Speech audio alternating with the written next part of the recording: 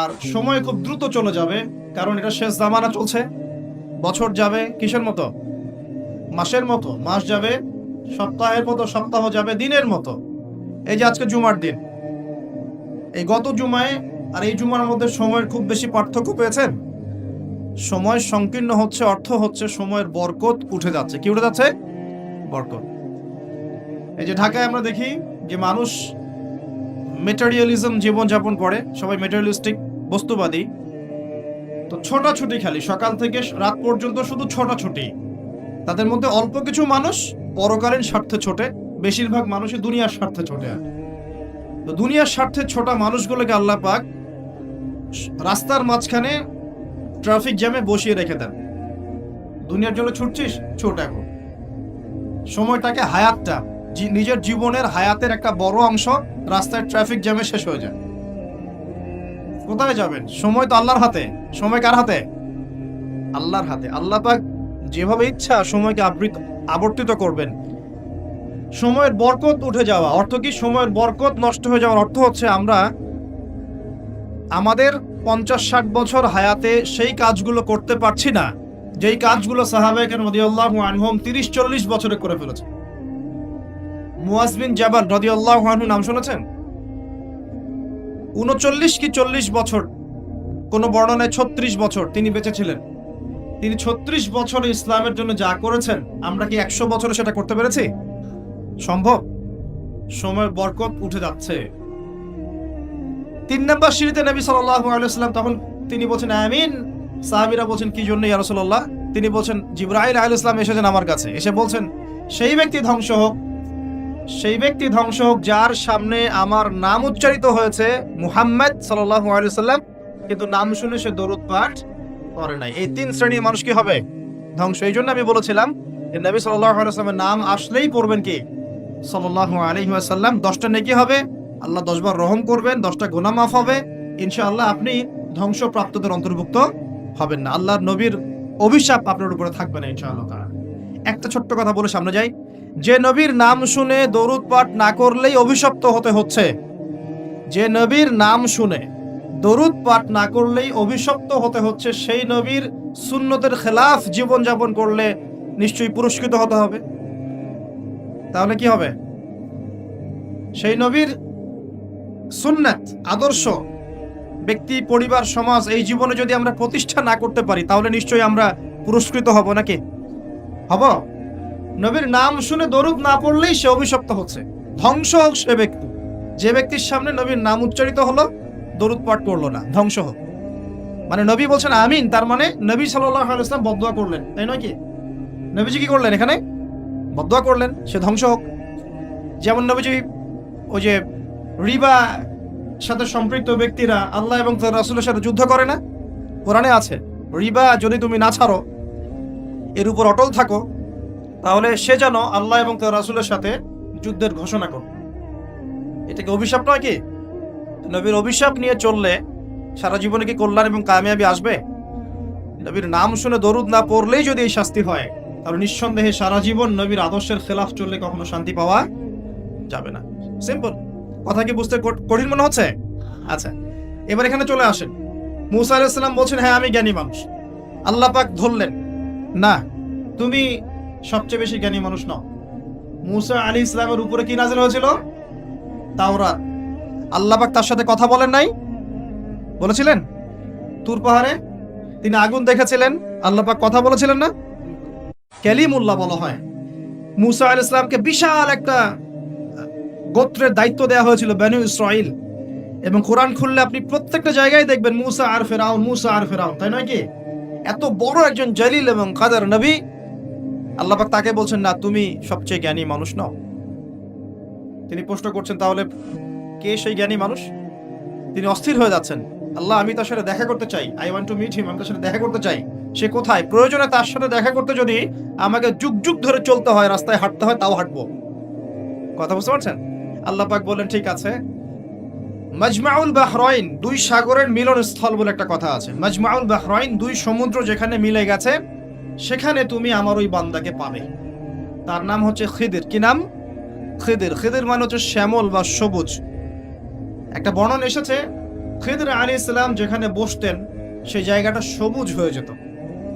এখন এই ব্যাখ্যাটা বাহ্যিকভাবে হতে পারে, এটা ইন্টারপ্রিটেশনও করা যেতে পারে। আল্লাহ ভালো জানেন কোনটা ব্যাখ্যা সঠিক। বাহ্যিকভাবেই সব সবুজ হয়ে যেত, নাকি তার জ্ঞানের আলোতে অজ্ঞতা দূর হয়ে সব সবুজ হতো, আল্লাহ ভালো জানেন। ব্যাখ্যার একটা সুযোগ আছে। তো তিনি সেখানে গেলেন, তার সাথে একজন সঙ্গীকে নিয়েছেন, তার নাম হচ্ছে ইউশা বিন নুন, একজন যুবক, তরুণ যুবক। তারা দুজন পথ চলছেন। চলতে চলতে চলতে চলতে তারা একটা জায়গায় গিয়ে পথটা ভুল করলেন। একটা জায়গার কথা বলে দেয়া ছিল, এই জায়গায় গেলে তোমার থলির মধ্যে যে মাছ আছে, মাছ, মৃত একটা মাছ, এটা জীবিত হয়ে সমুদ্রে লাফ দিবে। যখনই লাফ দিবে ওই জায়গায় তুমি তাকে পাবে। কাকে পাবে? খিদর আলাইহিস সালামকে। তো তিনি সেখান থেকে একটু দূরে চলে গিয়েছিলেন। এই যে পথ তিনি ভুল করলেন কিছু দূর, এটা সূরা কাহফের মধ্যে আছে শেষের দিকে। আমি প্রত্যেকটা লাইন বাই লাইন পড়লে এখানে 12টা বাজবে আর কি, আর আমার আরেকটা প্রোগ্রাম আছে, 12টা বাজবে। তো তিনি পথ ভুল করলেন। যেই পথ ভুল করলেন তিনি ক্লান্ত হয়ে গেলেন, ক্লান্ত হয়ে বসে পড়লেন এবং সেই সাথীকে বলছেন, খাবার কিছু আছে, নাস্তা কিছু আছে, নিয়ে আসো। এখান থেকে আমি একটা দলিল দিই আপনাকে ছোট্ট করে। সবার মাথায় সবকিছু আসবে না, আর আমি যে ব্যাখ্যাটা দিচ্ছি এটা সঠিক হলে আল্লাহর পক্ষ থেকে, ভুল হলে আমার পক্ষ থেকে। যদি মনে হয় আপনার কাছে এটা সঠিক তাহলে আপনি গ্রহণ করবেন, যদি আপনার কাছে মনে হয় যে না ভুল, তখন ছেড়ে দিয়েন, কোনো সমস্যা নেই। আমি আমার মত গ্রহণ করতে কাউকে কখনোই এনফোর্স করি না। তো যখন তিনি ক্লান্ত হয়ে পড়েছেন তখন তিনি পথ ভুল করেছিলেন। আমি ফিল করছি জিনিসটা এভাবে যে জীবনে চলার পথে আমাদের গন্তব্য যদি ঠিক না থাকে তাহলে আমরা খুব সহজেই ক্লান্ত হয়ে পড়বো। আমার কথা কি বুঝতে পারছেন? জীবনে চলার পথে আমাদের গন্তব্য যদি ঠিক না হয় আমরা খুব সহজেই ক্লান্ত হয়ে পড়ব। আমাদের গন্তব্য কি? এই গন্তব্য যদি ঠিক না থাকে, যাদের গন্তব্য দুনিয়া, যাদের গন্তব্য বাড়ি গাড়ি, স্ট্যাটাস, প্রতিপত্তি, পলিটিক্যাল পাওয়ার, যাদের গন্তব্য হচ্ছে জাস্ট দুনিয়ার মোহ, তারা খুব সহজেই ক্লান্ত হয়ে পড়বেন। কিন্তু আল্লাহর পথে যারা পথযাত্রী, যাদের গন্তব্য জান্নাত, তারা কখনো ক্লান্ত হয় না। কখনো ক্লান্ত হয়? দেখবেন শেষ বয়সে বৃদ্ধ হয়ে গেছে আলেম, বৃদ্ধ হয়ে গেছে মুহাদ্দিস, মুফাসসির, এখনো দেখবেন যে সিংহের মতো বক্তব্য দিচ্ছে, দেখেন না? তো এই বিষয়টা আমি ফিল করেছি। সামনে যাই। তো তিনি তাকে পেলেন, যখন রাস্তা ভুল করেছেন তখন তার স্মরণ হচ্ছে, আরে মাছ তো নাই, মাছ কোথায় গেল? তখন ইউশা বিন নুন বলছেন, মাছ তো আগেই লাফ দিয়ে নদীতে সমুদ্রে চলে গেছে। তখন তিনি বলছেন, ওইটাই তো সেই জায়গা ছিল যেখানে তাকে পাওয়া যাবে, চলো। আবার তিনি ব্যাক করে সঠিক জায়গায় আসলেন। এবার তার গায়ে অনেক শক্তি। সঠিক জায়গায় এসে দেখলেন, হ্যাঁ, একটা পাথরের উপরে, সাখরা বলে, পাথর খণ্ড, এর উপরে খিদর আলাইহিস সালাম বসে আছেন। কে বসে আছেন? খিদর আলাইহিস সালাম। এবং তিনি তাকে সালাম দিলেন, আসসালামু আলাইকুম ওয়া রাহমাতুল্লাহ। তো খিদর আলাইহিস সালাম বলছেন, ওয়া আলাইকুম আসসালাম ওয়া রাহমাতুল্লাহ। এই জনমানব শূন্য জায়গায় সালাম কোত্থেকে আসলো? তখন মূসা আলাইহিস সালাম বলছেন যে, আমি মূসা। আমি কে? মূসা। খিদর আলাইহিস সালাম বলছেন, তুমি কি বনু ইসরাঈলের মূসা? তুমি কি বনু ইসরাঈলের মূসা? তার মানে খিদর আলাইহিস সালাম বনু ইসরাঈলের কেউ নন। কথা কি বোঝা যায়? যদি তিনি বনু ইসরাঈলের কেউ হতেন তাহলে বলতেন না, তুমি কি বনু ইসরাঈলের মূসা? তার মানে তিনি বনু ইসরাঈলের বাইরের কেউ, ওই গোত্রের, ওই সম্প্রদায়ের নন তিনি। তো এখন তিনি বলছেন, আমি একটু পড়ে শোনাই। ক্বালা লাহু মূসা, মূসা আলাইহিস সালাম তাকে বলছেন, হাল আত্তাবিউকা আলা আন তুআল্লিমানি মিম্মা উল্লিমতা রুশদা। মূসা আলাইহিস সালাম তাকে বলছেন, হে খিদর আলাইহিস সালাম, আমি কি আপনার অনুসরণ করতে পারি এই শর্তে যে আল্লাহ আপনাকে যা শিক্ষা দিয়েছেন সেখান থেকে আমাকে কিছু শেখাবেন? স্টুডেন্টের মতো আসলেন। এবার খিদর আলাইহিস সালাম কি বলছেন? ইন্নাকা লা তাস্তাতিআ মাইয়া সাবরা। আমি তো শেখাতে চাই, কিন্তু তুমি তো আমার সাথে সবর করতে পারবে না। কি পারবে না? তুমি আমার সাথে ধৈর্য ধরতে পারবে না। একজন টিচার কি কখনো এমন কথা বলে স্টুডেন্টকে? কোন পর্যায়ের জ্ঞান, হিকমা, প্রজ্ঞা, আধ্যাত্মিকত্ব থাকলে একজন মানুষ আগে থেকেই বলতে পারে যে তুমি তো আমার সাথে সবর করতে পারবে না? এই গল্পের শেষে আপনি দেখবেন সত্যি সত্যি মূসা আলাইহিস সালাম সবর করতে পারেন না। আচ্ছা, মূসা আলাইহিস সালাম বলছেন যে, তিনি বলছেন, ফাকাইফা তাসবিরু মা লাম তুহিত বিহি খুবরা, তুমি কেমন করে সবর করবে যে তোমাকে তো এই বিষয়ে কোনো খবরই দেয়া হবে না। ক্বালা সাতাজিদুনি ইনশাআল্লাহু সাতাজিদুনি ইনশাআল্লাহু সাবিরান ওয়া লা আ'সি লাকা আমরা। মূসা আলাইহিস সালাম বলছেন ইনশাআল্লাহ আপনি আমাকে ধৈর্যশীল পাবেন এবং আমি আপনার কাজে কোনো রকমের ভ্যাটো দিব না, বাধা দিব না।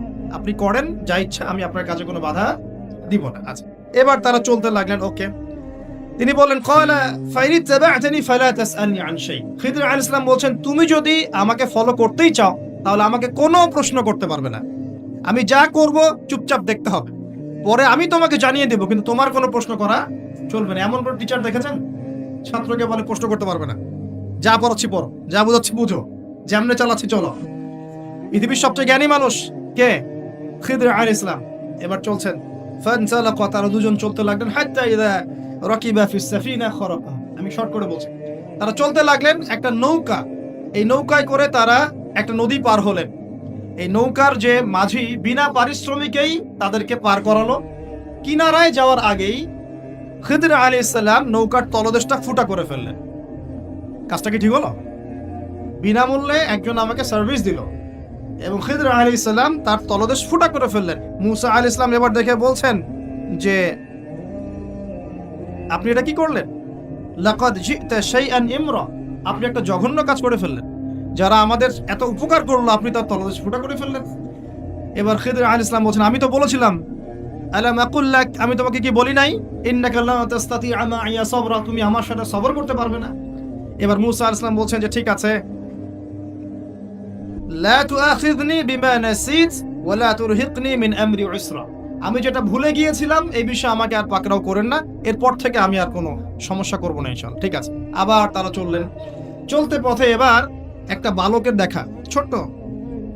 ফানতালাকা হাত্তা ইযা লাকিয়া গুলামান ফাকাতালাহ, এবার তারা চলতে গিয়ে একটা গোলাম, মানে কি ছোট বালককে গোলাম বলে না, জান্নাতে গিলমান থাকবে না ছোট ছোট বাচ্চারা, গোলাম, তাকে ডেকে নিয়ে এসে খিদর আলাইহিস সালাম হত্যা করে ফেললেন, একদম জবাই।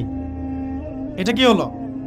এটা তো নৌকা ফুটা করার আগেই তিনি চ্যালেঞ্জ করলেন, এবার তো বাচ্চাকে জবাই করে ফেলেছে। এবার তিনি বলছেন যে সুবহানাল্লাহ, ক্বালা আকাতালতা নাফসান যাকিয়াতান বিগাইরি নাফস লাকাদ জি'তা শাইআন নুকরা, আপনি নিষ্পাপ পবিত্র একটা বাচ্চাকে এভাবে হত্যা করে ফেললেন, আপনি তো একটা জঘন্য অপরাধ করে ফেললেন। কে বলছেন এই কথা? মূসা আলাইহিস সালাম। আবার তিনি বলছেন ক্বালা আলাম আকুল লাক ইন্নাকা লা তাসতাতি'আ মা'ইয়া সাবরা, আমি কি তোমাকে বলি নাই তুমি আমার সাথে সবর করতে পারবে না। শেষবারের মতো ক্বালা ইন সাআলতুকা আন শাইইন বা'দাহা ফালা তুসাহিবনি, এরপর যদি আমি আরেকটা কোশ্চেন করেছি তাহলে আমাকে আর সাথে নিয়েন না। কে বলছে কথা? মূসা আলাইহিস সালাম, যিনি বলছেন আমি জ্ঞানী মানুষ, যার উপর তাওরাত নাযিল হচ্ছে। এবার ফানতালাকা, তারা চললেন হাত্তা ইযা আতায়া আহলা ক্বারিয়াতিন ইসতাতআমা আহলাহা ফাআবাউ আন ইউদাইফুহুমা ফাওয়াজাদা ফিহা জিদারান ইউরিদু আন ইয়ানকাদ্দা ফাআকামা ক্বালা লাউ শি'তা লাত্তাখাযতা আলাইহি আজরা। ঘটনা হচ্ছে এই যে তারা এবার চলতে পথে একটা গ্রামে প্রবেশ করলেন, গ্রামের লোকজনের কাছে মেহমানদারি চাইলেন, পানি খাবার নাস্তা পানি কিছু হবে, কোনো মেহমানদারি পেলেন না। অনেকটা আমাদের দ্য সিটি অফ আখিরুজ্জামানের মতো আর কি, আমাদের হচ্ছে পশ্চিমা সভ্যতার যে বস্তুবাদী জীবন ব্যবস্থা, প্রতিবেশীকে খোঁজ নেওয়ার সময় নাই, ভিক্ষুক আসলে মাফ করো। আচ্ছা না, এখন কি মানুষের উপকার করতে খুব বেশি পছন্দ করে? সত্যি কথা বলেন দেখি, বেশিরভাগ মানুষই কি এখন মানুষের উপকার করতে পছন্দ করে? বরং বাসায় মেহমান আসলে মানুষ বিরক্ত হয়। বাসায় মেহমান আসলে কি হয়? মানুষ বিরক্ত হয়, মুখে না বললেও মনে মনে বিরক্ত হচ্ছে, কবে যাবে। বাসায় গেলে জিজ্ঞাসা করে খেয়ে আসছেন না, গিয়ে খাবেন, জিজ্ঞেস করে না তো। মানুষ কিন্তু এখন বস্তুবাদী।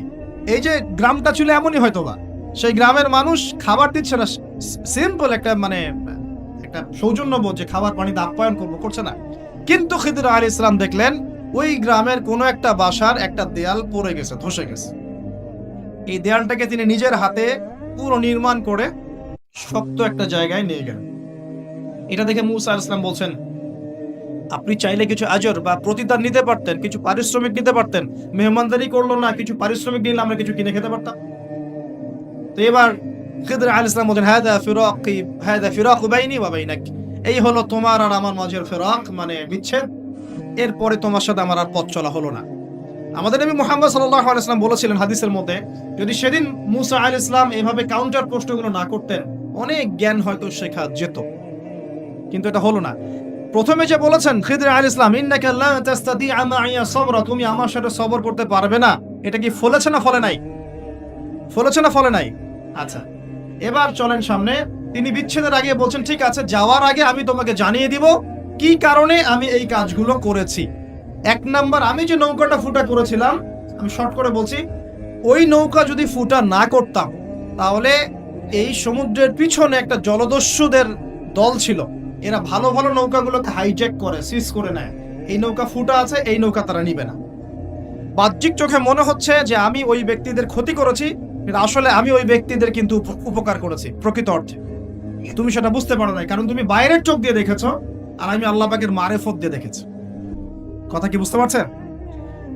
দ্বিতীয় যে বাচ্চাটাকে আমি খুন করেছি, বা খুন না, এটা খুন বলা ঠিক হবে না, হত্যা করেছি, সেই বাচ্চাটাকে আমি নিজের ইচ্ছায় হত্যা করি নাই, আল্লাহ পাকের আদেশে করেছি। কারণ এই বাচ্চা যদি বড় হতো তাহলে এই বিশ্বের বড় কাফেরদের একজন হতো।